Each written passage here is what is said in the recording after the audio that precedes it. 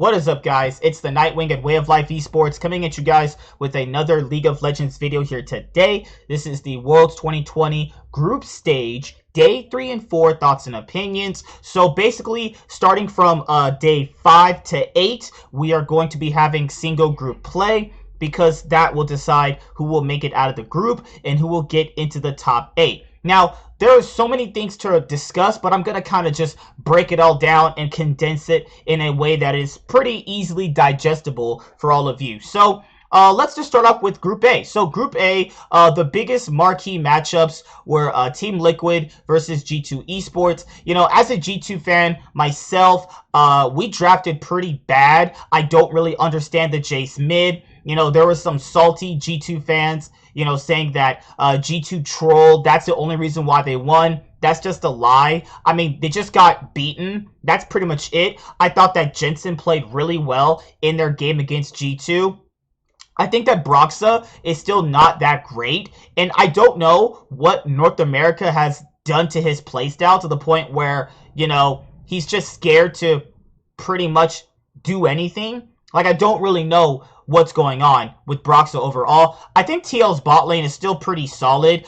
We saw Core JJ on the set support. Now, set support is not something that I have traditionally seen North American supports really play. It was more or less so just used in EU, China, and Korea. I very rarely saw North America even playing set support. So when I saw Core JJ play set support, I was thoroughly surprised, actually. And I think that that shows that the North American teams can play these other really good, interesting picks, but either they think that they can't execute it on it properly, or they probably think that it might just not be that good. I don't know. But I think that in the game versus Team Liquid, I think that G2 really played pretty poorly in terms of how they were rotating around the map. There were some fights that did go their way, but then they would commit super hard into all their dives. Like, there was this dive bot lane against Impact where they pretty much committed everything, and then they had nothing, where to the point that Jensen could easily come in there and clean it up. But you know, let's see how this group will play on day 5. You know, I'm really interested to see, you know, can G2 or Team Liquid get out of the group. I think when you go to like Machi Esports, I think that Machi Esports aren't really that bad. The issue here is I think that they showed all their cards in their game against Team Liquid. And I think that playing up against teams like G2 and Suning, they got kind of exposed for their weaknesses overall. And in the game against Suning, it was pretty much shown that Machi can get a lead and just throw it, but they don't really have any ways to generate leads other than like Gemini and Mission. So going into day 5, when Group A, which is with G2 facing Team Liquid, to pretty much decide who will get out of the group, because factor this in. If Team Liquid beat G2 again, there's a good shot G2 don't make it out of the group. And if there's also vice versa. If G2 beat Team Liquid, they'll be 1-1, and there's a good shot that TL don't make it out of the group. There's a really big possibility that this first match will determine who will get out of the group in Group A. And then by looking at their game, you know, that we literally just saw, Team Liquid can beat G2. But I think that if G2 stick to the playstyle that they are actually known for, they can win. Now, this is not the same G2 from last year. I think a lot of people are, like, misrepresenting G2 to the point where they're thinking that this is the same G2 from 2019. It's really not. They are marginally weaker than they were last year. I already said that. You know, I think Perk said they're better than last year. No, they are not better than last year. That's not even true. I don't think they're better than last year. I think this is a weaker version of G2, but I also think that they could still beat Team Liquid. Like, Team Liquid have very glaring issues, you know, to the point where, like, the game against G2, I was thoroughly surprised they were even playing fast. Like, they know how to play fast. I don't know why they're not doing it. Maybe they just think that they can't really execute on that faster playstyle against better teams. So that's it for Group A. You know, day 5 starts Team Liquid versus G2. That's going to be a big decider match. And it becomes pretty interesting if G2 actually lose that game. Hey, G2 could easily not make it out of this group if Team Liquid show up. But if G2 show up, I think it's curtains for Team Liquid.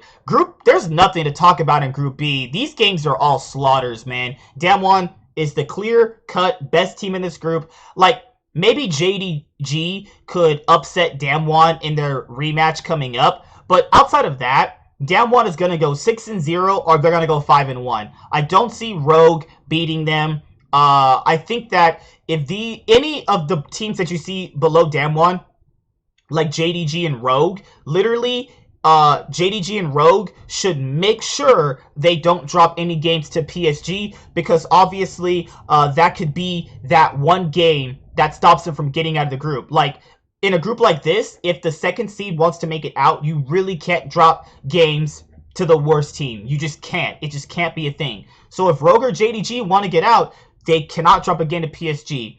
And that's the problem. If Rogue wants to get out, they have to go through JDG, who also look pretty strong in it of themselves. Like, I don't think that JDG are playing to the caliber most people expected them to, but they are playing pretty good. So Rogue, you gotta step it up. After these past days of seeing Rogue, it's been looking pretty rough out here for them. Group C. What's really interesting is that Fnatic took down Gen G. Credit to Fnatic, they actually played pretty well. They did well in the level 1 bot lane trade.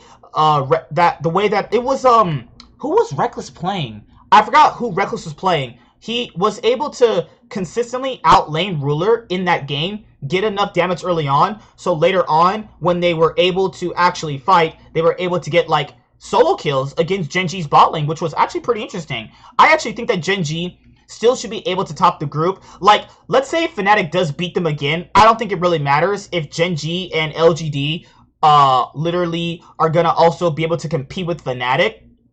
Then you also have to factor in that Gen G, if they beat LGD and TSM again, they're going to get out of the group.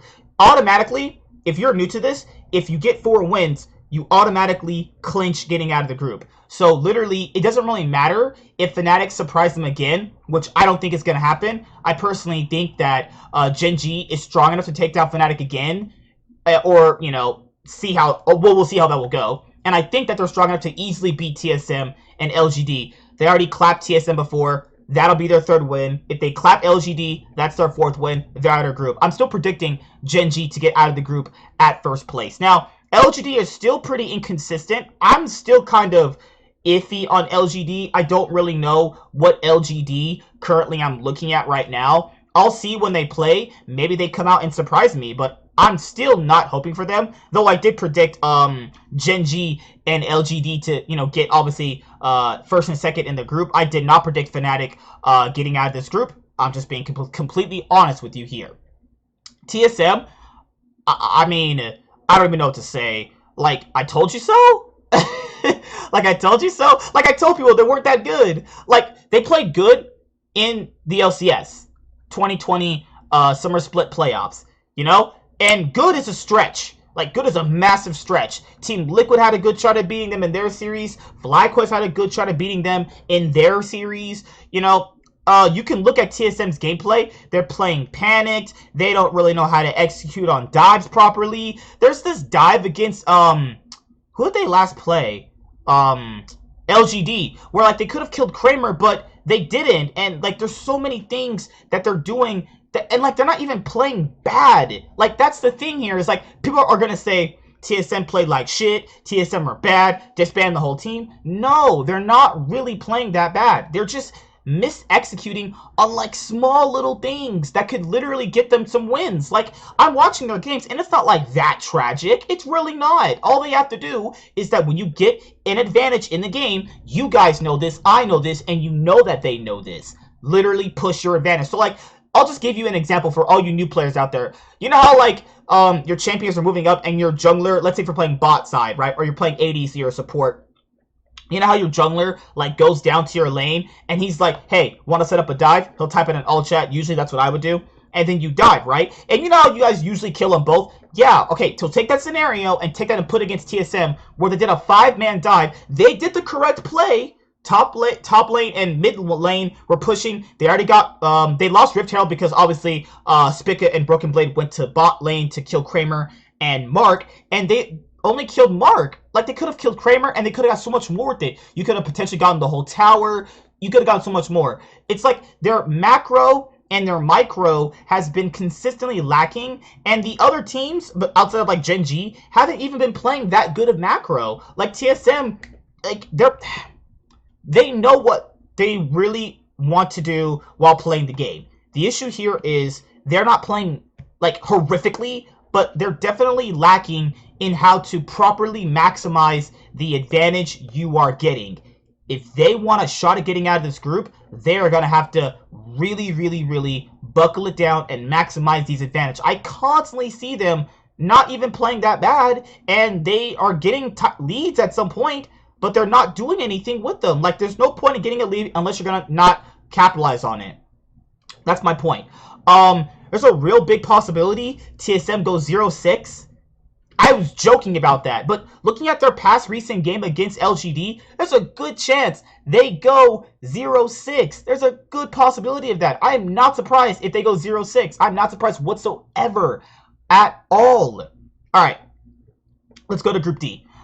Group D is pretty much the same thing as Group B. Like, let's be honest here. Most of these groups are interesting in terms of, like, name value, but in terms of, like, actual gameplay, these games are straight up stomps. Like, Top Esports and Dragon X should get out of the group first and second place. I mean, like, people are, like, ragging on FlyQuest for that Ignar play that happened against Dragon X. It doesn't matter. They weren't winning the game. You weren't going to beat them anyway. It doesn't matter. Like, Dragon X is just that much better than FlyQuest. Like, let's say they do go save Ignar and it's all fucking Disney princess and shit. It doesn't matter. It does not matter. You were not gonna win anyway. Like, people are like, well, this would have happened if this would have happened. No. You were gonna lose. Take that Dragon X cock all the way down your throat. Now, Unicorns of Love, as I said before, their laning is atrocious. The only way Unicorns of Love starts picking up wins is if Nomads and Boss starts laning effectively, at least to a certain point where they're not getting blown out consistently. Every single time Unicorns of Love loses a game, it's not because of Gadget, it's not because of their support, I forgot his name, and it's not even because of Anatic. It's literally because Nomads and Boss are the worst laners I've ever seen on this planet. That's the only way Unicorns of Love will get wins. And you know, maybe if I had to really pick a group where I could see like upsets in, it's probably going to be in Group D, but, like, looking at these past games, I don't see shit. I don't see shit out of these teams. You know what I mean? Like, I'm pretty sure, like, the teams that most people predicted to get first and second, that's going to happen. Gen G, well, for my pick'ems, you know how, like, I was trolling on Rift Insight? So what ended up happening was I didn't end up saving those predictions, the correct ones that I went with initially, right? So what happened was that my troll predictions... they're there. So initially, and someone was like, you're lying. What? It's on video. What the fuck? What I got on? Whatever. People are stupid. Alright, so as you guys know, I predicted Suiting first, G2 second, TL third, Machi fourth. Group B was Damwon, JDG, Rogan, PSG, as it is ordered. Group C was Genji, LGD. Did I put TSM or Fnatic? Did I put TSM over Fnatic? I think I had TSM over Fnatic. I'm not going to lie to you guys about that. I had TSM over Fnatic. I'm keeping it real. Most people wouldn't. Then you had, yeah, this is how I predicted it. I mean, no. I had Unicorns of Love over FlyQuest because I saw in the playing stage they could do other things in FlyQuest, but that didn't really matter. And, you know, I saw Fnatic and TSM, and, you know, they're both inconsistent teams to their certain point. But, hey, Fnatic proved me wrong. They're definitely playing a lot better than I expected, but a lot better is a stretch considering some of their games are suspect as well. But, yep, that's pretty much it. So, after the 4 days, now we're going to get single group play, and it starts off with Group A, with Team Liquid versus G2 Esports. So, yeah, if TL want to get out, they're going to have to beat G2. If not, there's a good chance, there's a good shot they don't make it out unless they beat G2 again. But I'm rooting for my boys G2 Esports and Team Liquid. You're going down this time. You're going to get your ass handed to you. For anybody else out there, I know I have some TSM fans. Like, it's looking pretty dire. Like, if they go 0-6, oh my god, I could just imagine the flame these guys are going to get. If TSM goes 0-6, Oh my god. I even said going in they weren't that good. So I'm not surprised. You know, I already predicted this. They're not that good. They weren't that good here. Yeah, they went through losers bracket, blah, blah, blah. Doesn't matter. LCS sucked anyway. Doesn't really matter to me. Damwon's the best.